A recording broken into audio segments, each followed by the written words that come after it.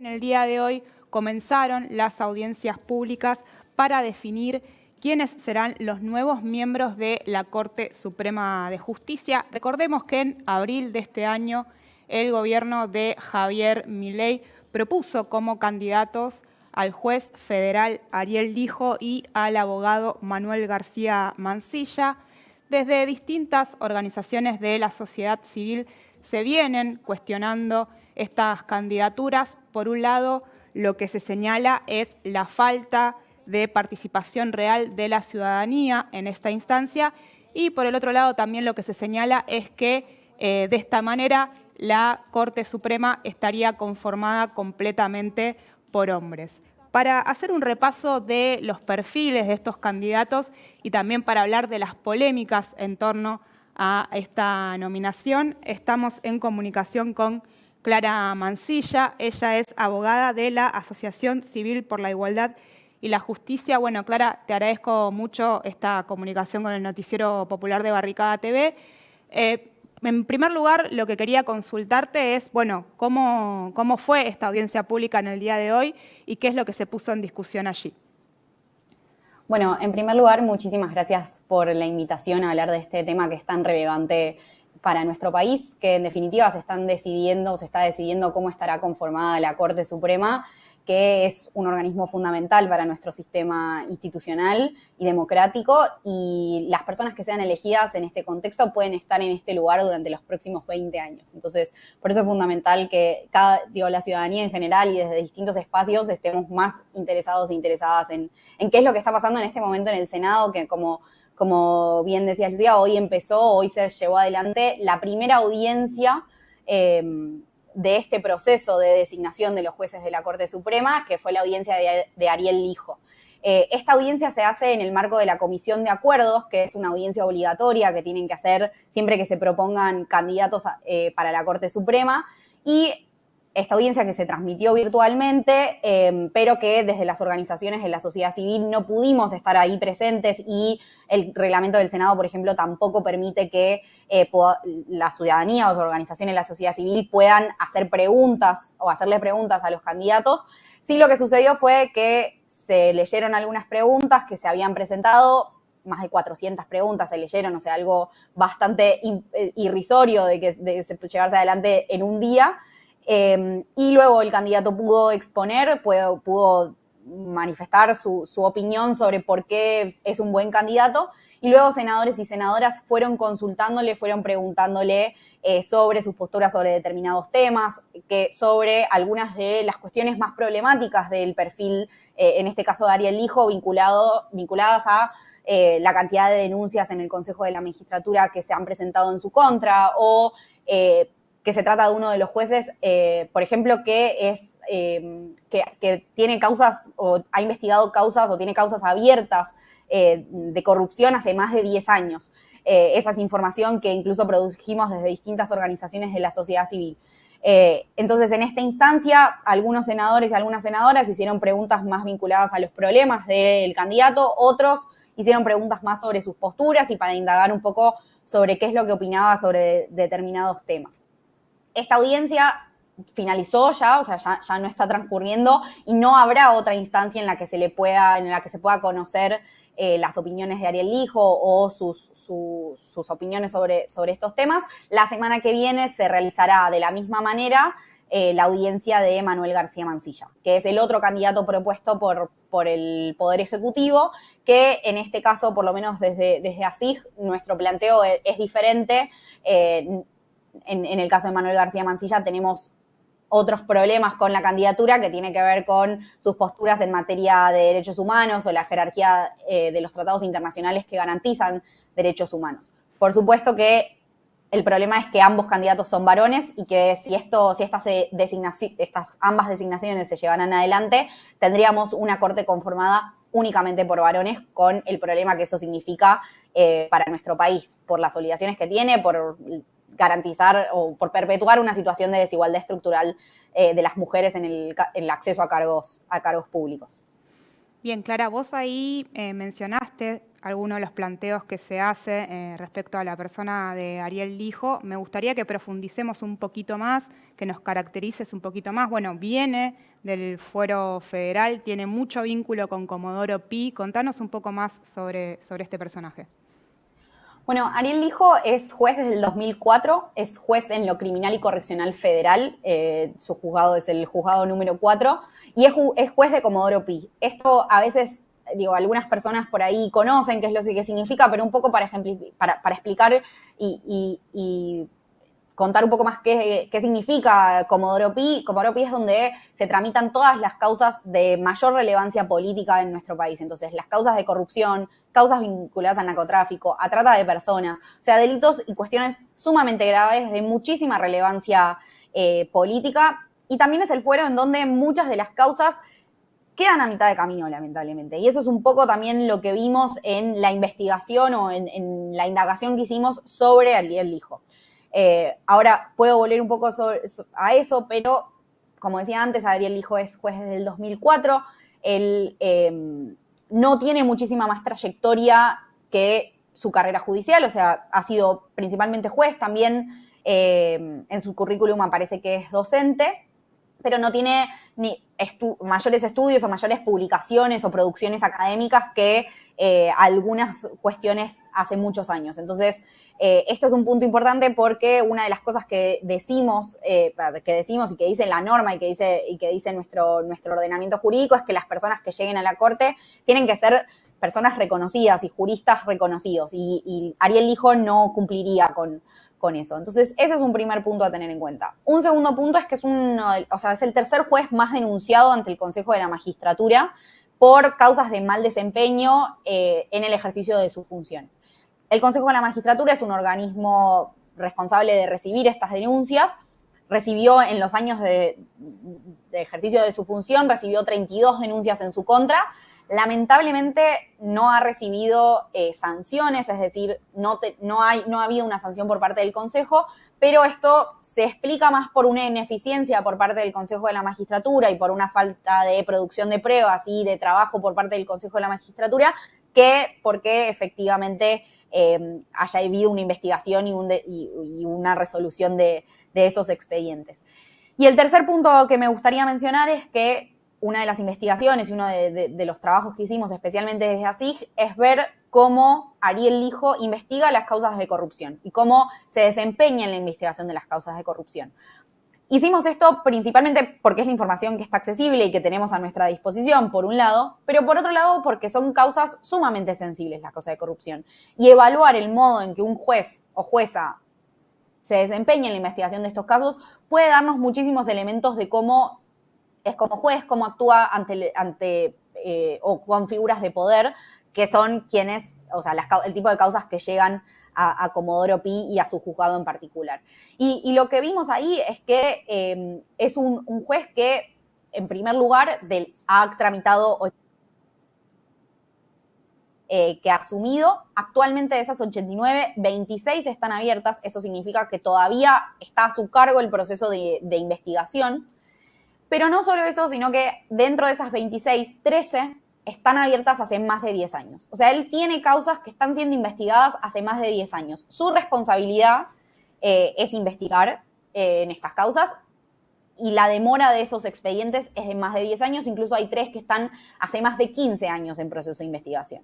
Entonces, eso nos da una pauta de los problemas que puede tener o que encontramos en el ejercicio de su función o en el ejercicio de las funciones por parte de Ariel Lijo. Y esto se combina con que, en general, hay una baja tasa de elevación a juicio oral de los casos. Entonces, es el juez que, en términos reales, es el que menos causas ha elevado a juicio. En términos porcentuales, es el tercer juez que menos causas ha elevado a juicio oral, que, esto solo para aclararlo, elevar a juicio oral implica que ese proceso termina posiblemente con una condena, es decir, que él estableció que había una duda razonable de que pudiera haber un delito, que se haya cometido un delito. Entonces, sin perjuicio de que es necesario tener en cuenta algunas cuestiones en estos datos, la realidad es que si miramos la foto completa vemos lo problemático que es este candidato, que no es una persona que tenga las cualidades y no ha demostrado, en la audiencia de hoy se ha visto claramente también, no ha demostrado que tiene o que tiene las condiciones necesarias para ocupar un cargo en el superior tribunal de nuestro país con la relevancia que tiene este tribunal para nuestro sistema democrático. Clara, ¿y por qué pensás que se lo propone como uno de los miembros para ocupar estos lugares vacantes de la Corte Suprema? Bueno, yo creo que tiene que ver un poco con lo que decía antes. Las cifras dan muestra de que pareciera que hay algún lugar para conversar con este juez, para poder definir el rumbo de determinadas causas, y eso, por lo menos para algunas personas, pareciera ser relevante.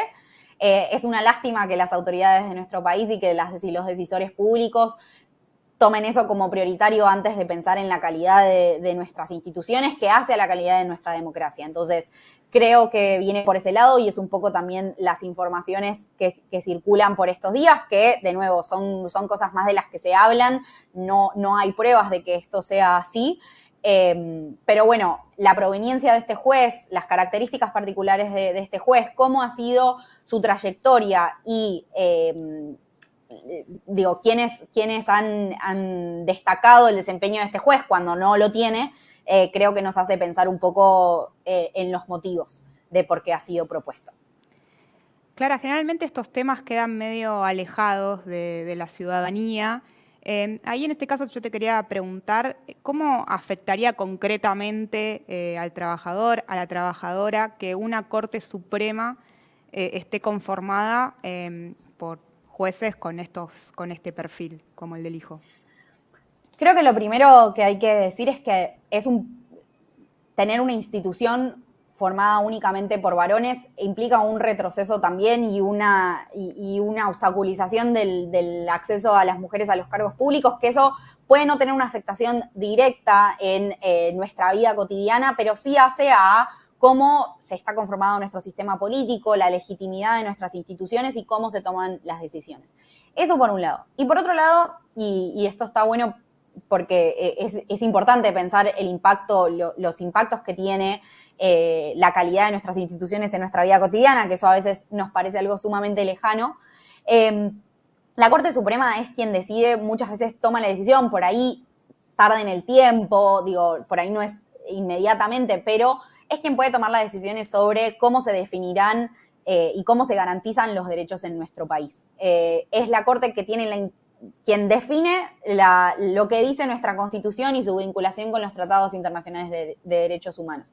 Entonces, el rol de la Corte en ese sentido es una pieza fundamental es quien va a decidir si el día de mañana hay un caso sobre libertad de expresión, sobre derecho a la protesta, sobre cuestiones tan fundamentales que hacemos en nuestro día a día. Cómo tomen las decisiones esa Corte, cómo se ejerce el poder en esa Corte, hace a cómo eso puede repercutir en la toma de decisiones. Entonces, eso en primer lugar. Y en segundo lugar, inevitablemente una Corte que no tiene legitimidad podría implicar otras repercusiones en todo el sistema institucional. Entonces, si llega un juez que es conocido porque o ha sido no beneficiado, pero ha sido reconocido porque no investigó adecuadamente las causas de corrupción, y llegó a la Corte Suprema, ¿qué queda para el resto de los jueces de la Corte o de los jueces de nuestro país que ven que eso sucede? Entonces tiene que ver un poco con cómo están conformadas nuestras instituciones, quiénes son las personas que están decidiendo, y también pensar en el futuro de nuestro país. Pueden ser personas que se queden durante los próximos 20 años en este puesto. Entonces es importante que lo pensemos realmente, que tengamos toda la información disponible, que demos una discusión, que la ciudadanía y las organizaciones de la sociedad civil, la academia y el periodismo también puedan formar parte de esta discusión, que hasta ahora incluso eso ha sido bastante difícil, lamentablemente. ¿Cómo sigue ahora el proceso? Vos mencionaste que la semana que viene se va a realizar la audiencia pública correspondiente a García Mansilla. Y por otro lado, también mencionabas los límites que se imponen, digamos, al momento de poder participar desde la ciudadanía en este proceso. ¿qué cosas se podrían hacer para que este proceso sea más democrático, ¿no?, al momento de elegir los miembros de la Corte Suprema? Bueno, en primer lugar, incluso desde así y junto a otras organizaciones, lo solicitamos explícitamente ante la Comisión de Acuerdos y se nos rechazó nuestro pedido. Y nuestro pedido era, por un lado, incluso hicimos una propuesta de mayor a menor, de máxima, pidiendo la posibilidad de hablar en la audiencia, de poder exponer nuestras visiones sobre el candidato directamente, así como lo están haciendo los senadores y las senadoras, que en realidad hacen más preguntas, no necesariamente exponen su opinión, ni siquiera su voto.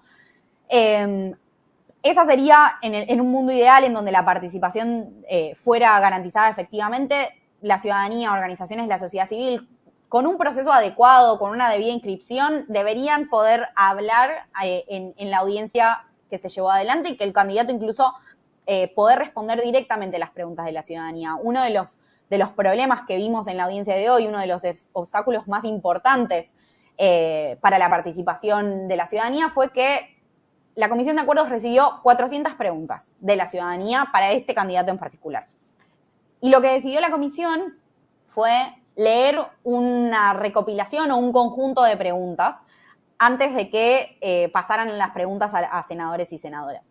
Y la realidad es que no hubo un criterio de cómo se seleccionan esas preguntas, se agruparon en función de la temática. Bueno, hay poca claridad sobre cómo se llevó adelante esa selección, que encima el modo en el que se hizo habilitó a que el candidato no respondiera a ninguna de esas preguntas y únicamente respondió las que le hicieron senadores y senadoras.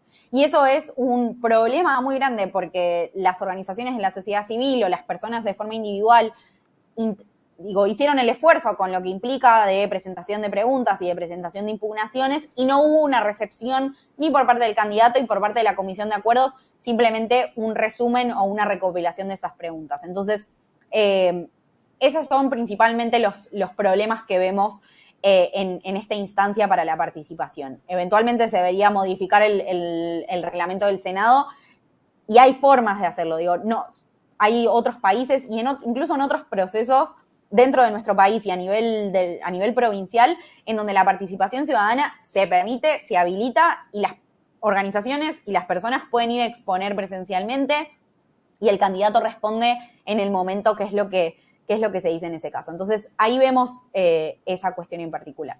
Y después, ¿cómo sigue el proceso? La semana que viene es la audiencia de Manuel García Mansilla, también el día miércoles. La dinámica va a ser la misma, donde le hacen las preguntas, el candidato expone y luego las y los senadores pueden hacer preguntas específicas al candidato. Y luego de eso lo que tiene que suceder es que tiene que haber dictamen de la Comisión de Acuerdos y tiene que haber un dictamen en que la mayoría diga que se aprueba o no, pero generalmente si hay dictámenes porque se está aprobando el pliego del candidato y eso habilitaría que eso se eleve al recinto para que lo voten las y los diputados. La verdad que no hay una fecha exacta de cuándo va a suceder ni cómo va a suceder, porque lo que estamos viendo sobre todo a través de los medios de comunicación, es que hay muchísimas negociaciones sucediendo en este momento, incluso se habla de la posibilidad de ampliar la Corte, entonces la verdad que no hay certezas de cuándo va a suceder esa votación, pero lo importante es que, bueno, una vez finalizadas las audiencias de cada candidato y la aprobación del dictamen, los candidatos estarían en condiciones de ser designados.